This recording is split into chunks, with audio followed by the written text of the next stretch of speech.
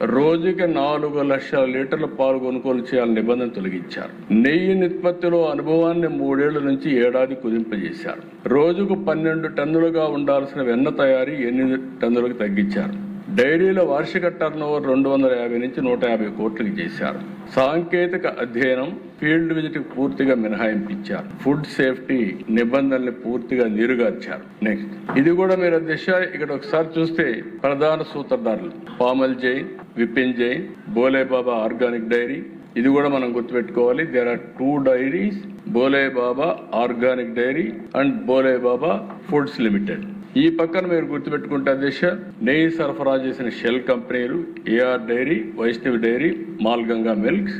ఆ పక్క కల్తీకి సహకరించిన వ్యక్తులు కల్తీ నెయ్యికి రసాయనాల సరఫరా అజయ్ కుమార్ సుగన్, మహేష్ కుమార్ రోహెరా వీళ్ళందరూ ఉన్నారు. బ్యాంక్ అకౌంట్ లో 4,69,00,000 రూపాయలు లంచం డబ్బుతో దొరికిపోయిన టీటీడీ బోర్డు చైర్మన్ పిఏ చిన్నపన్న కల్తీ నెయ్యి సరఫరాకి సహకారం అందించింది కూడా చిన్నపన్న అని చెప్పి చాలా స్పష్టంగా మనకు ఒక ఐడియా వస్తుంది.